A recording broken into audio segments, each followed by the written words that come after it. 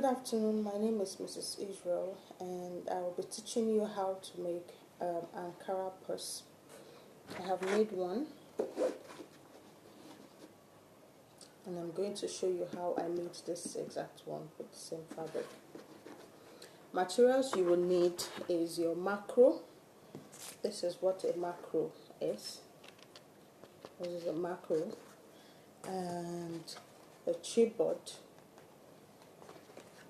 You would also need a top bond gum, top bond adhesive gum. You will need your tape roll. You will need a ruler, a pen or a pencil. You need your scissors. You need chuka. You need your brush to apply your gum and the container to pour your gum. You would also need, of course, the Ankara fabric and lining. Now this lining is a taffeta lining. You can use the suit lining or bag lining. You can get these materials in Motion Market. Yes, you can get it in Motion Market. So I'll just quickly run through the measurement I used for the bag I showed you. I used 10 inches by 16 and a half. 10 inches for the width, for the length here, and 16 inches for the height. So I have already cut out my materials and I've already wrapped it, but I'm just going to explain how I got here. Now the chipboard I cut ½ inches less than my macro. Why? Because by the time you now fold, if you cut both of them the same length, by the time you fold, you tend to have excesses from the one on the inside. The one on the inside tends to come out more, so you're going to cut off that excess, and the excess is about ½ inches. This is what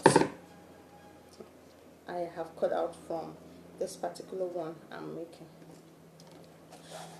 Now to get your triangle flap, you can either just put your materials together,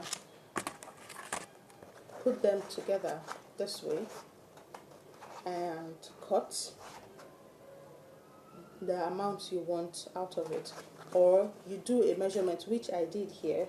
My flap is 5 inches, so I start cutting my triangle from 4 inches from the tips, as I measured 4 inches from the tip here, and I got the middle point and then just cut straight to my 4 inches, and then I got my triangle. I used my macro to cut out my chipboard before I reduced my chipboard by ½ inches, so that it will be a bit smaller than my macro. Then I wrapped my macro with the Ankara fabric, leaving out 1 inch extra so that I can overlap it on the macro on the other side. So if you want to cut out your fabric and your lining, you're going to be adding 2 inches to the measurement. You will place after applying gum on your macro, round it on one side of the macro. You're going to place it at the center of that material of the Ankara that you have cut out, leaving 1 inch extra on all sides so that you can overlap on the macro. And the same thing that you will do for the chipboard. Now I have done that and I have done this, so I'm going to show you how to make the sides, get the measurement for the sides and make it. I have done one. I'm going to show you how to get to this point here. Now I have cut out my measurement, my pieces. To get to a measurement for what you're going to cut out, you fold your lining in the size that you want, in the shape of the purse, and then you're going to measure from the inside flap, the tips of the inside flap, to the bottom part. That's, you measure for the height and you measure the opening of the purse. Now the opening of my purse is 3 inches.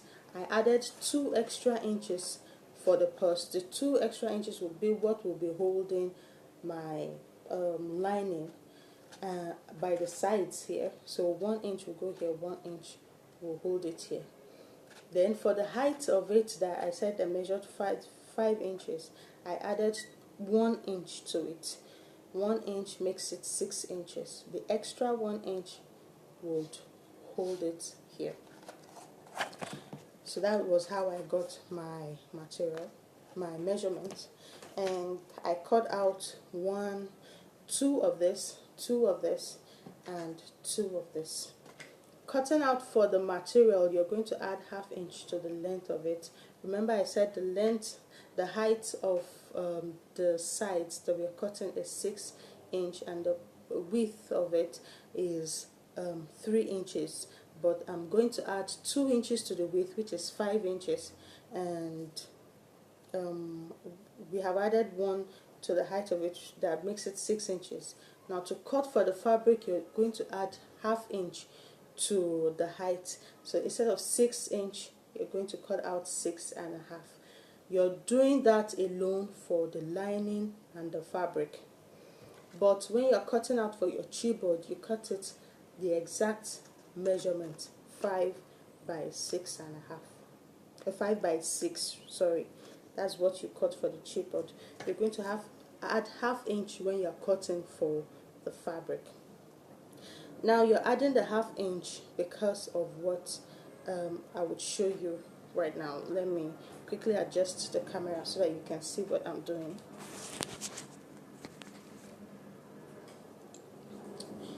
Now the 1/2 inch extra you added to the fabric, you would apply gum at the front part of the fabric, not the back, the front part of the fabric. You apply gum on that 1/2 inch and also apply it on the lining also. You're going to apply the 1/2 inch, you apply gum on the 1/2 inch, which I'm going to show you right away. So I'm just going to place my chipboard on it so that the gum won't exceed the 1/2 inch, and I'll just apply. You